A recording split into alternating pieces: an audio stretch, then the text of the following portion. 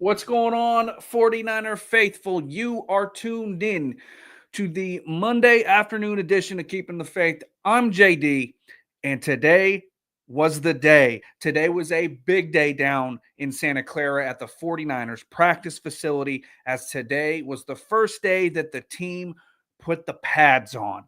The pads were popping.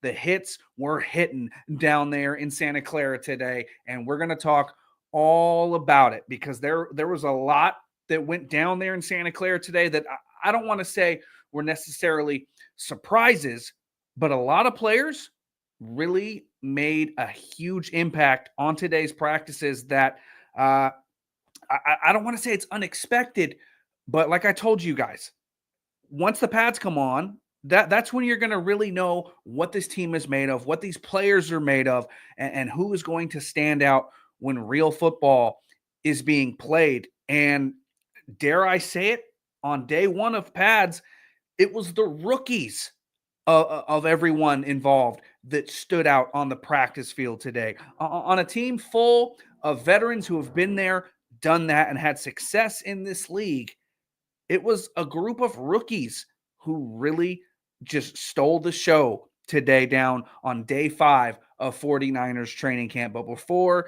we get into all that, what's going on, 49ers fans? I see you in the chat. If you're here and you're catching the show live, make sure you participate in our live chat, otherwise known as the show within the show. Drop your ones. Let me see who's here. Let me say what's up to everyone. Let me go ahead and take roll call before we get today's show started. I always love to show love to the people that are here watching when we go live. So let's see who we got in the building today. I see David Corona dropping his ones in the chat. What's up, David? Thank you for tuning in, my guy, as always. Let's see. I know I missed some. Big Brick 84 dropping his ones, showing support for the chat right now. That's what's up, Big Brick 84. I see 49ers faithful forever saying, what's up, JD? That's what I'm talking about. Let's go. Big Brick saying, man, let's hear about it. Okay, let's do it. Today was a big day. We have a lot to discuss, so let's not waste any time because there was a lot to take away from today's first padded practice down there in Santa Clara. So let's get to it. Let's start with a bit of an injury update. Virtually everyone who was available to practice today did practice, but there was one very notable name who was not on the practice field today, and that was wide receiver Jauan Jennings. Now, on Sunday, Jauan came up lame towards the end of practice with what is being referred to as a calf issue. We do not have any sort of update on the severity of Jauan Jennings' calf issue. We don't know any sort of timetable as to how long he may or may not be out of practice, but it was noted by Kyle Shanahan that Jauan had been dealing with a calf issue during the offseason program, OTAs and mandatory minicamp, and it sounds like that he re-aggravated that same calf issue on day 4 of training camp on Sunday, and as a result, he was not on the practice field today. Very concerning, very worth noting. The last thing the 49ers need is an injury to the perceived wide receiver 1 to begin the season in Jauan Jennings, who we all know is in the midst of a contract negotiation with the team. So I'm not sure exactly when we're going to get a definitive update on Jauan Jennings' status, but it is worth noting he did not practice on Monday. So very concerning. Obviously, we're going to continue to monitor things and pay attention. Any sort of news that we get, I will definitely discuss it here with you guys here on the channel. But as of right now, we don't have a definitive answer. So I do want to get into a more in-depth Jauan Jennings conversation later in this stream, and we will certainly do that. Also on the injury front, Teron Jackson, the defensive lineman who went down in practice on Sunday and lay on the practice field for several minutes motionless and was ultimately stretchered off the field and taken to Stanford Hospital for further evaluations. He was able to rejoin the team today. He did not obviously participate in practice, but good news. that he was so quickly discharged from the hospital and was able to rejoin his teammates at the 49ers facility. So, again, thoughts out to Teron Jackson. Hopefully he'll be able to return to the playing field sooner than later, and everything is okay with him long term. So, with that in mind, like I mentioned, today was the first day of pads down in Santa Clara, or as I like to call, the first day of real football in 49ers training camp.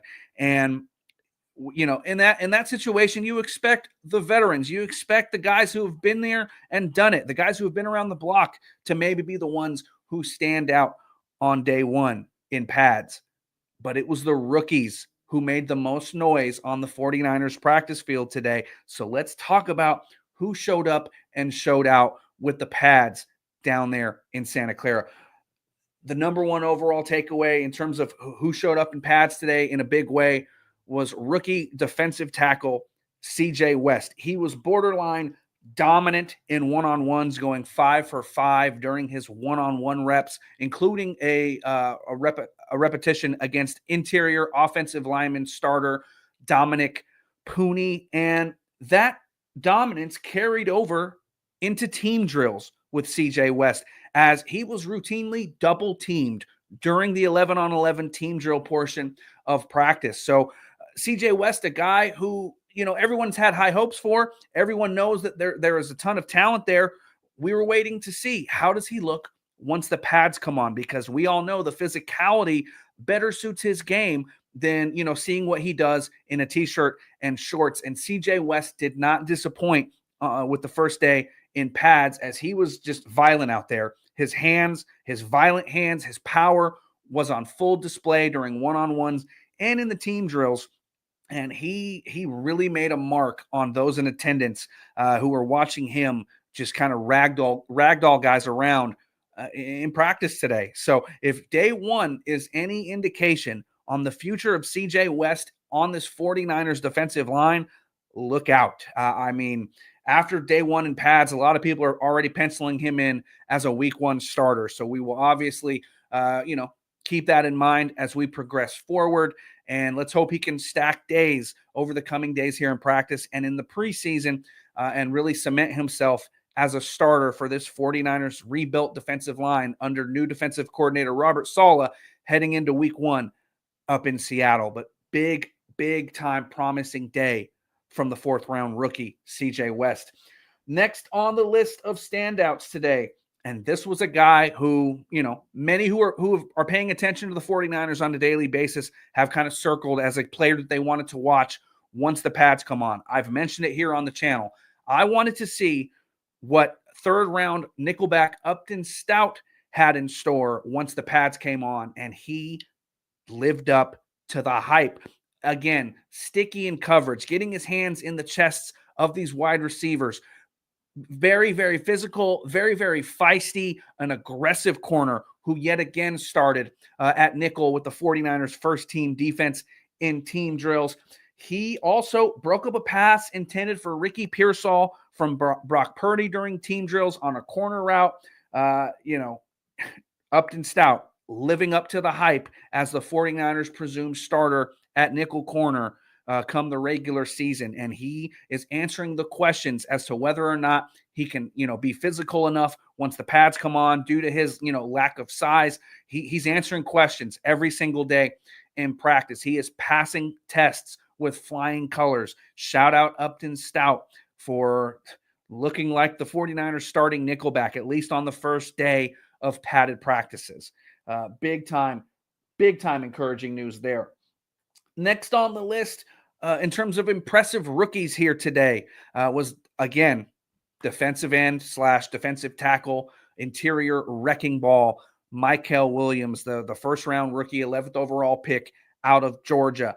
He, again, showed out, in practice today. He had various winning reps in one-on-ones despite not going up against any starters. Maybe they wanted to kind of ease him in that regard.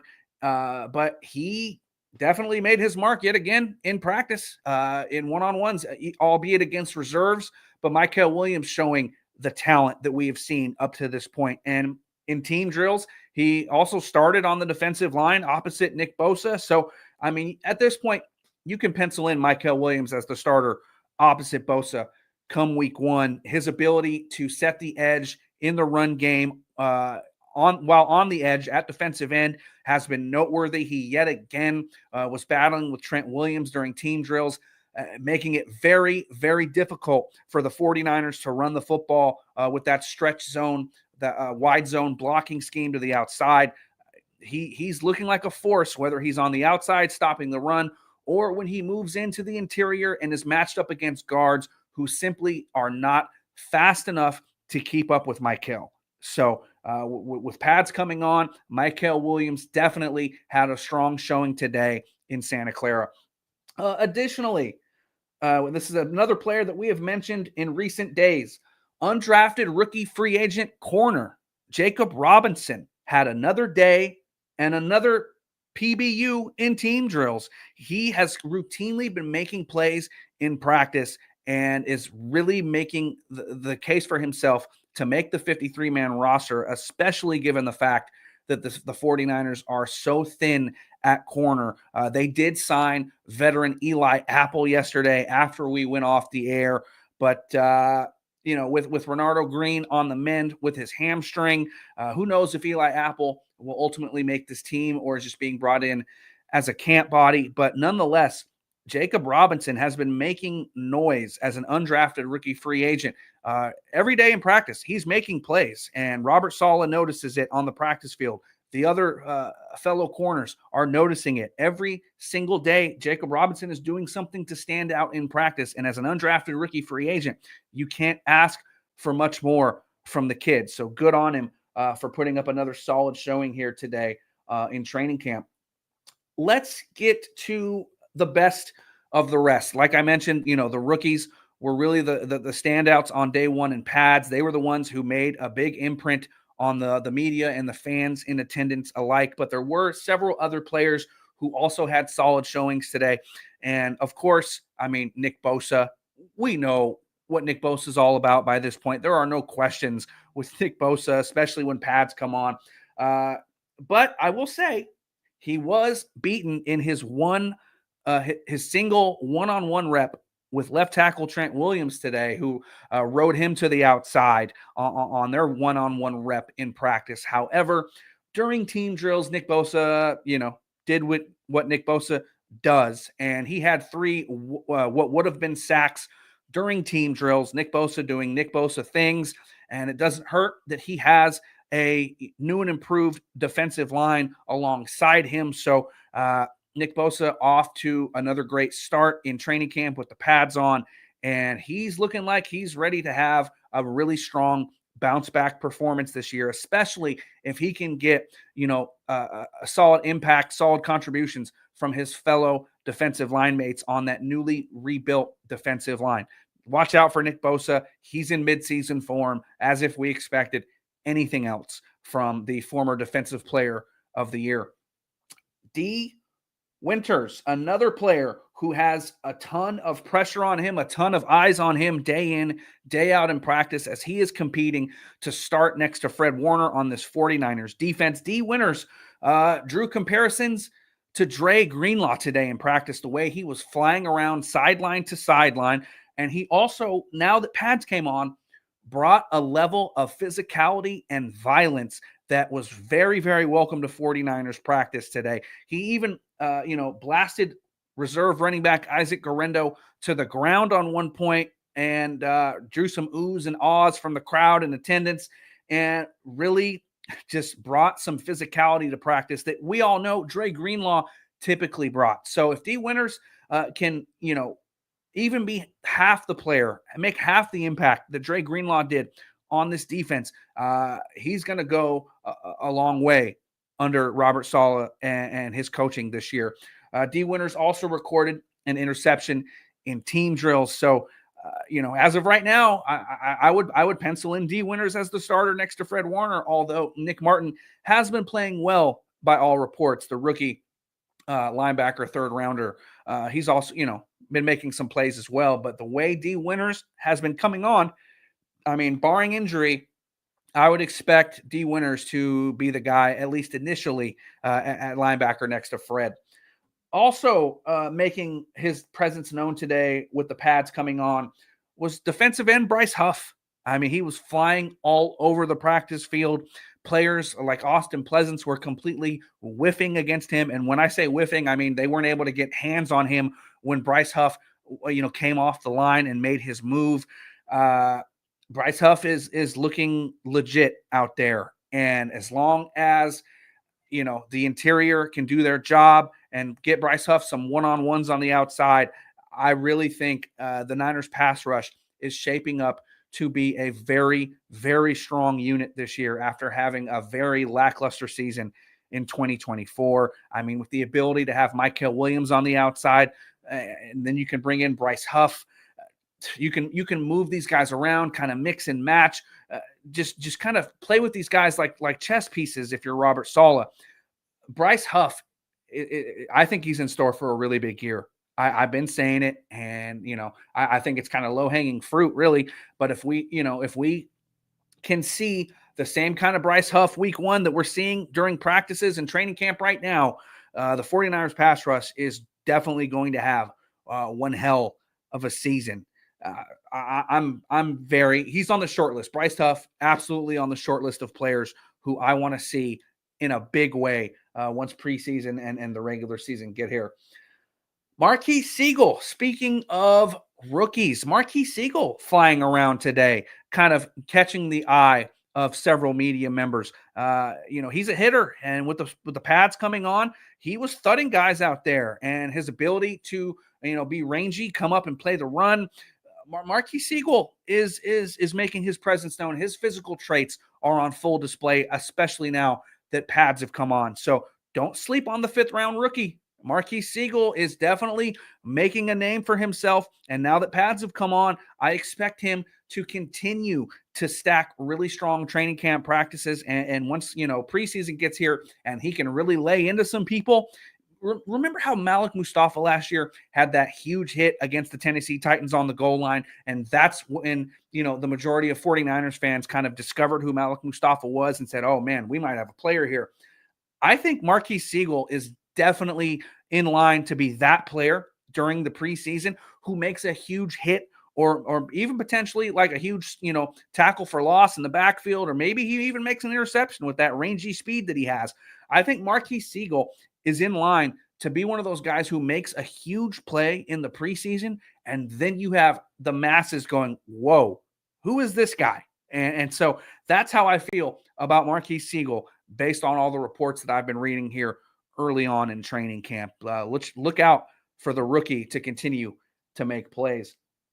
So those were the big key standouts. There was no kicking competition today. So Jake Moody, unfortunately, in the eyes of most Niner fans, didn't lose today. But he didn't win either. There was no kicking during practice today. So those guys got the day off, it seems, and they will be returning to the field during the next practice. One would assume.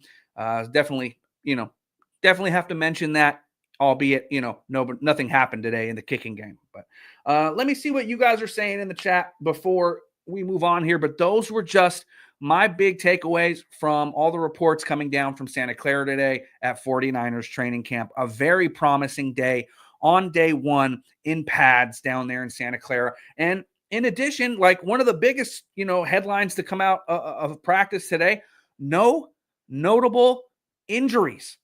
With all the talk of injuries the first few days of camp and even coming into camp today with pads on, with the physicality ratcheted up, there were no notable injuries on day one in pads. Knock on wood that nothing's going to happen moving forward, but a very successful day in pads with no notable injuries. So, Damon Bruce, formerly of KBR 95.7 The Game, he was on hand, and he did note that at one point during practice, George Kittle did take off his shoe at one point and went into the locker room.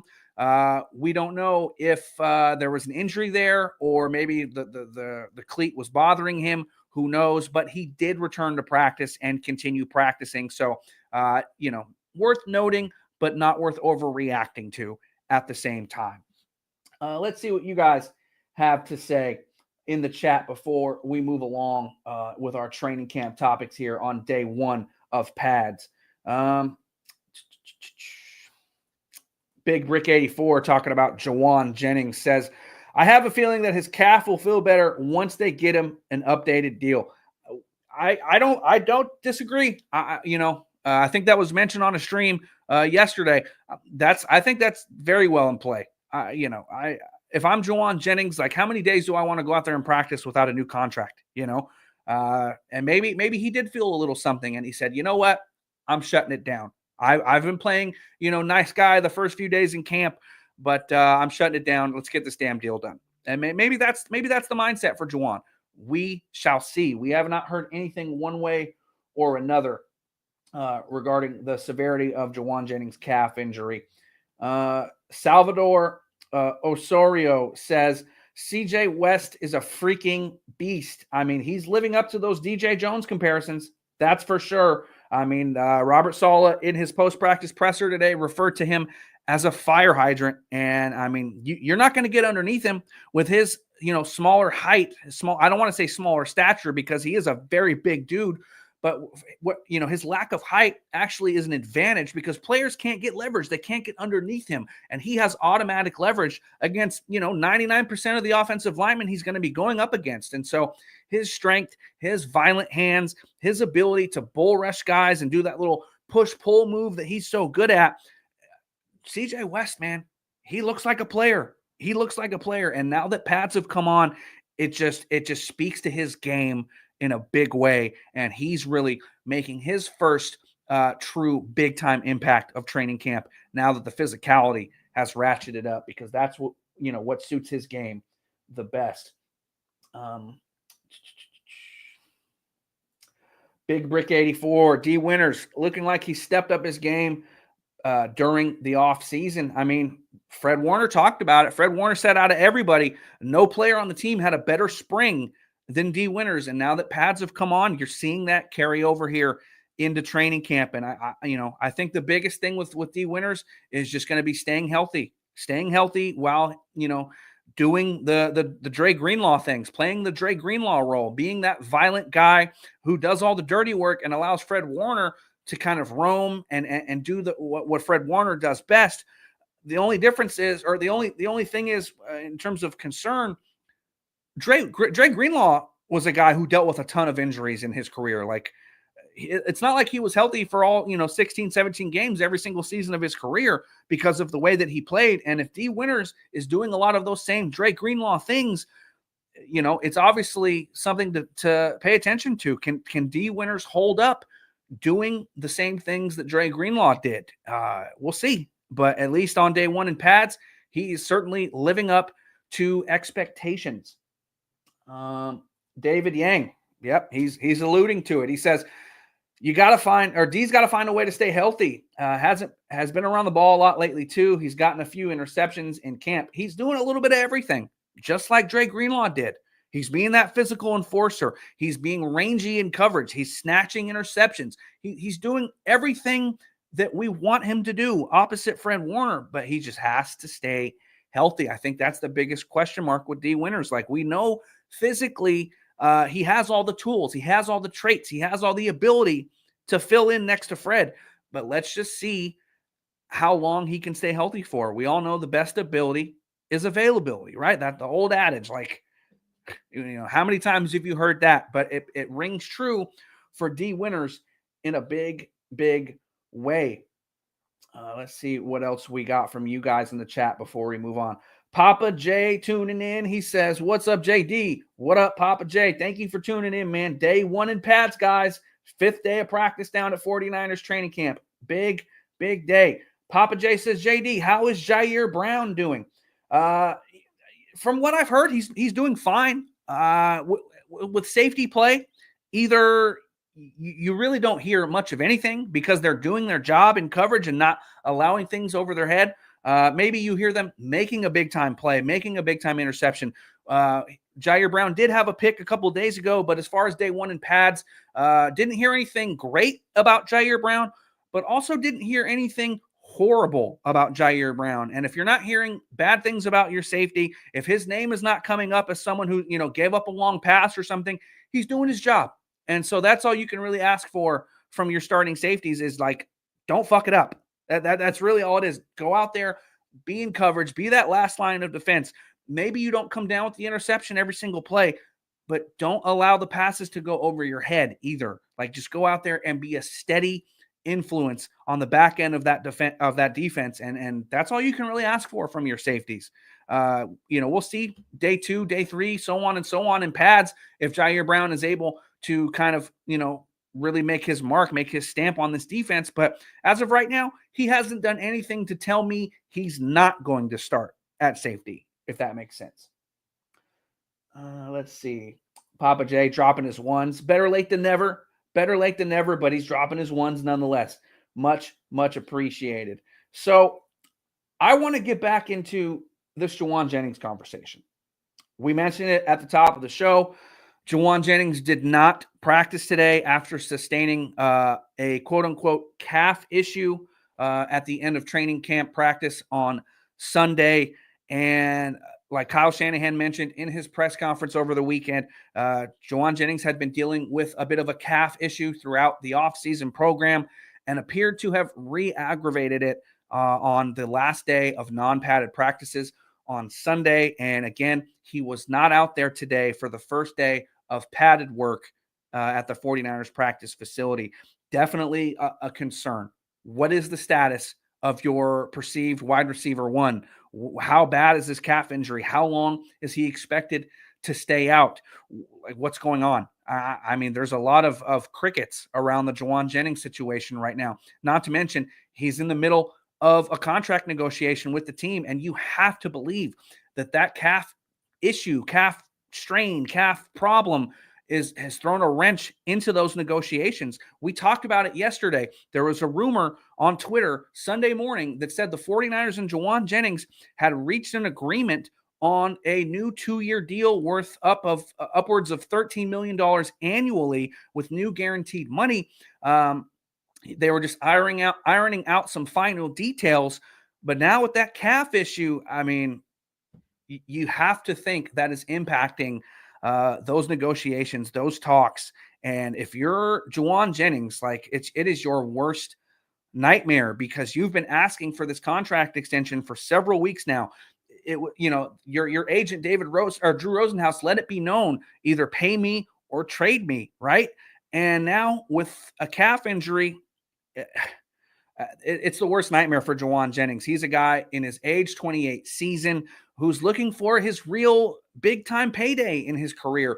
Being at the fact that he is age 28, this is really probably shaping up to be what would have been his one big payday in the NFL. And the 49ers, coming off of what happened to Christian McCaffrey last year, have to be leery about paying a player with calf problems. We saw how that whole situation played out with McCaffrey a year ago.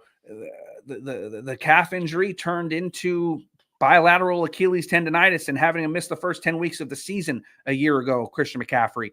And now you have Jauan Jennings, who is dealing with a lingering, ongoing calf problem throughout the offseason. And we all know, whether it's Christian McCaffrey, whether you go to, the NBA, Kevin Durant, guys who have these lingering calf issues, if they don't rest, if they don't get right, those calf injuries, they always turn into Achilles problems and eventual Achilles tears.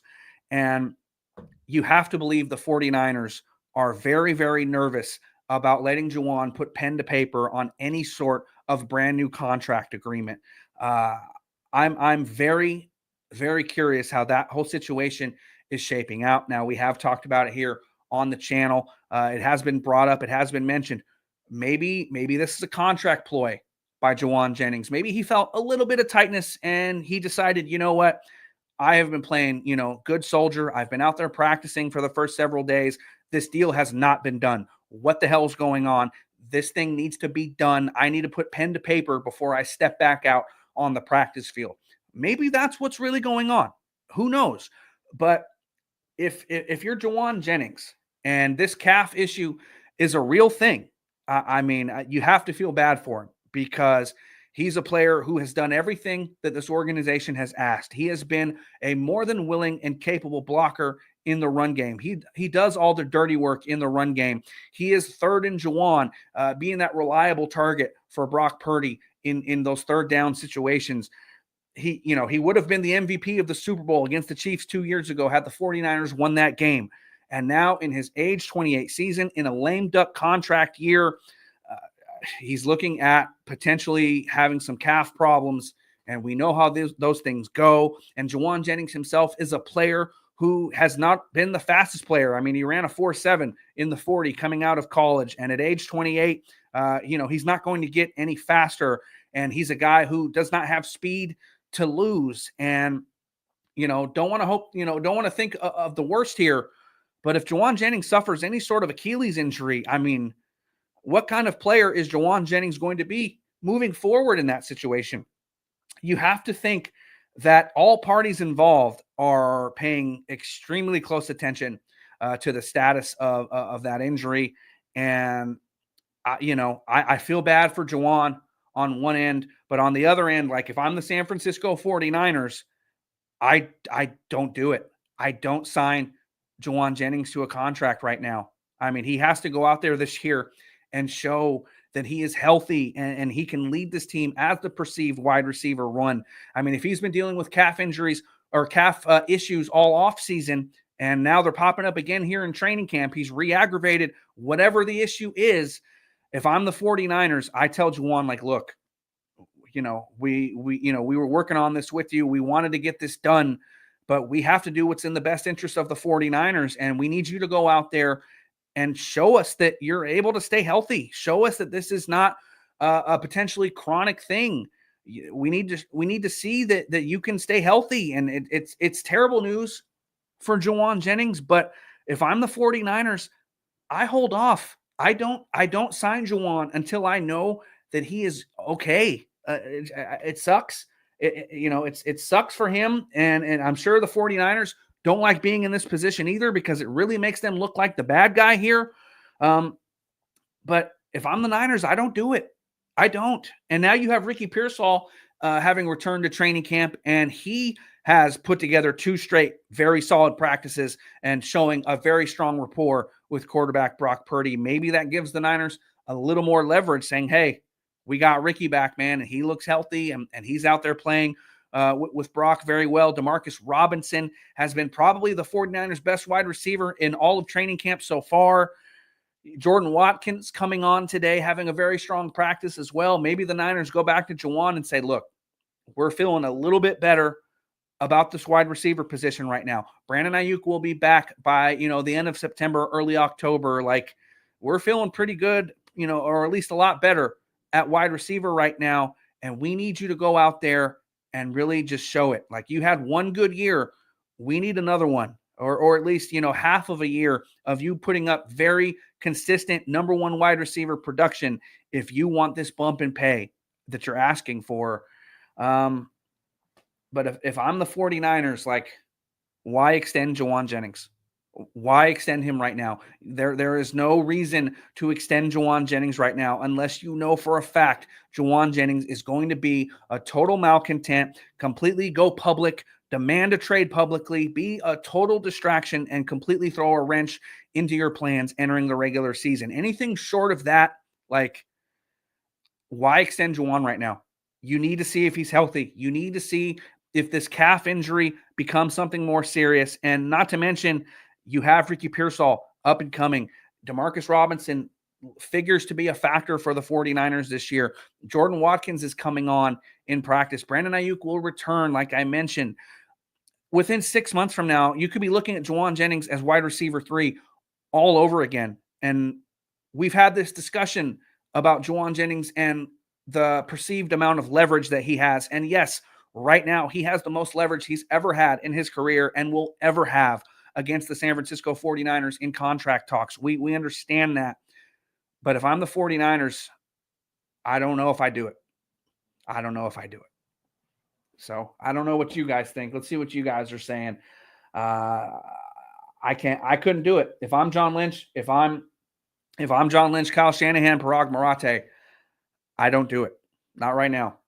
It's too risky to me. It's too risky to me. Uh, Big Brick 84 says JJ making waves is not his style. I mean, I would agree with you, considering he did show up to training camp and has been practicing with the team, has not spoken out publicly about this whole issue. I would agree with you. But things can turn nuclear in a second, especially given the situation. I mean, I could see it. Anything's possible, man. Anything's possible. J49 says nobody is turned up like JJ. He has leverage. He has leverage, but now so do the 49ers. The Niners can say, look, yeah, we need you, but how healthy are you? Like, I think the leverage game now, it's kind of even. It's kind of evened out, and I think these guys are going to be playing chicken with each other. Who's going to flinch first? That's kind of how it's looking to me. That's how it's looking to me. Big Brick 84. BA will not be the same once he returns. Maybe he will be back to form next year. We will see. I mean, coming off of the severe knee injury that he sustained, that would be the thinking. I don't necessarily disagree with you, but the hope is that, at least maybe late in the year, December, January, come playoff time, Ayuk's really rounding into form and can really contribute for this team and is establishing himself in that wide receiver room yet again. I mean, he's been coaching on the field. You've seen it. You've heard him being extremely vocal with the wide receivers during training camp. He looks like he's really chomping at the bit to get back on the field, and he's really eager to get out there. And he's been, smiley during training camp. Brandon Ayuk doing some good things right now.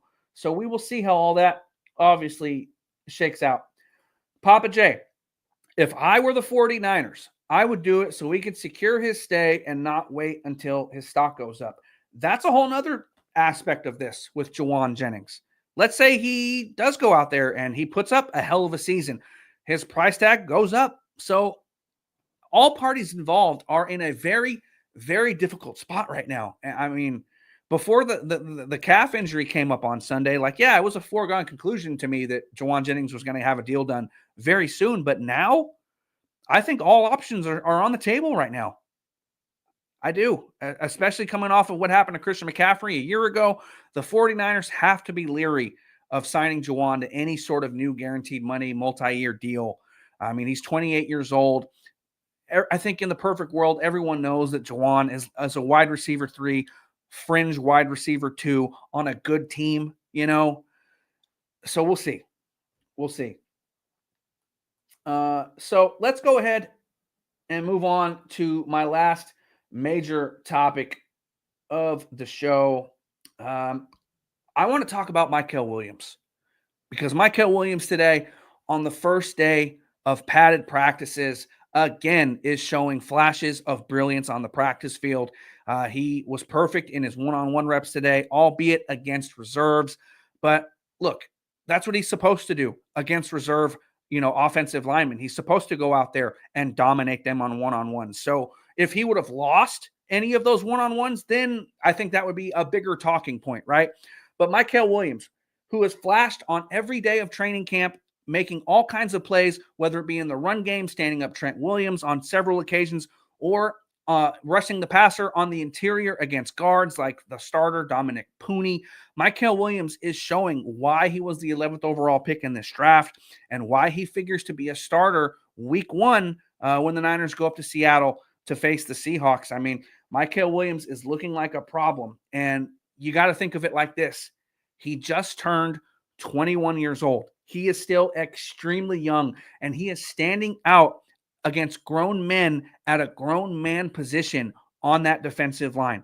So just because he didn't beat any starters in the first day of one-on-ones and pads doesn't mean anything to me. He went out there and he dominated against backups like he's supposed to do. And you see him in the team drills. He's with the starters. He's mixing it up with the starters. He's moving inside. He has dropped in coverage the first couple of days of camp. In the run game, he has been an immovable force on the edge for this team. I am extremely, extremely encouraged by what I've seen from Mykel Williams thus far.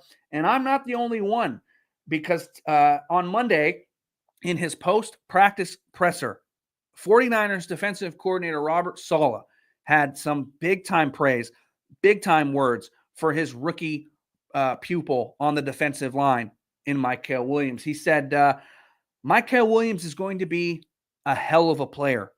And when Robert Saleh speaks, I listen. I don't know about you, but when Robert Saleh says something like that, I tend to listen. My ears perk up because Robert Saleh, being one of the top defensive coaches in this league, who has had several top 5 defensive units under his belt as a defensive coordinator, as a play caller on defense, he knows what these stars look like on the defensive side of the ball. He built the 49ers defense, that we still know today. The culture that has been, such a talking point with this 49ers team since 2017 when Kyle Shanahan and John Lynch got here with Robert Saleh. They drafted Nick Bosa. They brought in Dee Ford. That 2019 defense was led by Robert Saleh. They know what drafting and developing key talent on the defense looks like. And when Robert Saleh speaks and says things like Mykel Williams is going to be a hell of a player, I listen to it. And Robert Saleh, of all people, knows what it looks like. So I really don't want to hear it when people are trying to fan the flames and say, oh, Mykel Williams did good on one-on-ones today, but it was against backups. It was against third stringers. Like, who cares? Like, I'm going to put water on all that.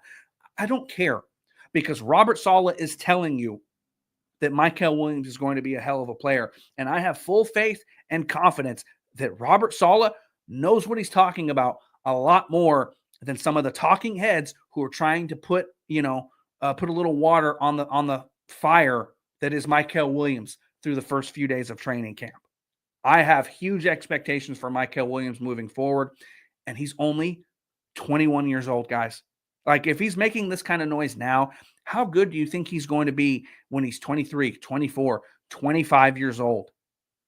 I am absolutely just thrilled beyond measure when talking about Mykel Williams and what he has done so far early in training camp. I mean, I don't know about you, but I'm on the Mykel Williams hype train.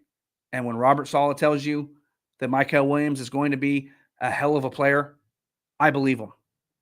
I believe him.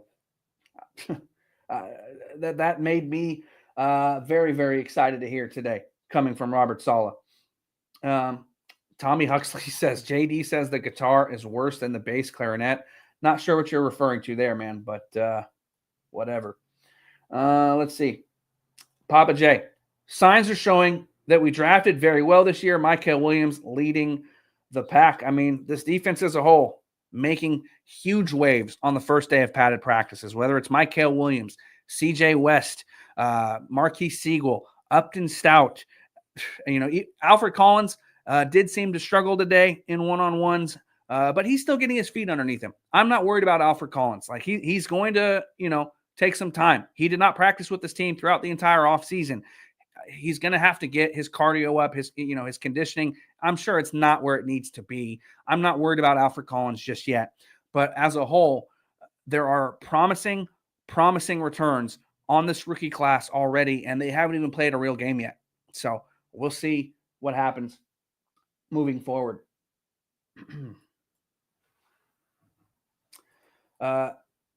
J49. Glad Saleh is back. He can help with the depth issue by training up the rookies. Yeah, I mean, the Robert Saleh effect is probably the biggest storyline of the entire year, because any sort of jump that this defense makes, any sort of improvement that this team makes in stopping the run, is largely going to be predicated on the influence of Robert Saleh and the players that he single-handedly handpicked. So the Robert Saleh impact is probably the most important aspect of this entire season. That the offense is going to be good. They're going to put up points and they're going to put up yards and do what they do, because Kyle Shanahan has had, success with less talent on the offensive side of the ball during his time with the San Francisco 49ers. But this defense being basically gutted and rebuilt in one offseason, and now being led by Robert Saleh yet again, has to be the number one overall storyline of this team, and it's going to determine the success of the season. I mean, if this defense is a top 10 unit, watch out. Look at what the 49ers did last year. They were the number 4 ranked offense despite everything that happened last year. I mean, they were what, a 6-11 football team. They were not a good football team, but still managed to be the 4th ranked offense. So imagine what they can do with complementary football, a solid defense that can stop the run and get them the ball back, good field positioning, all that stuff. The 49ers defense is key to everything that the 49ers want to do this year. And the Robert Saleh impact, the Robert Saleh presence is the foundation of all of it. And I'm here for it. I'm absolutely excited. So there we have it, faithful.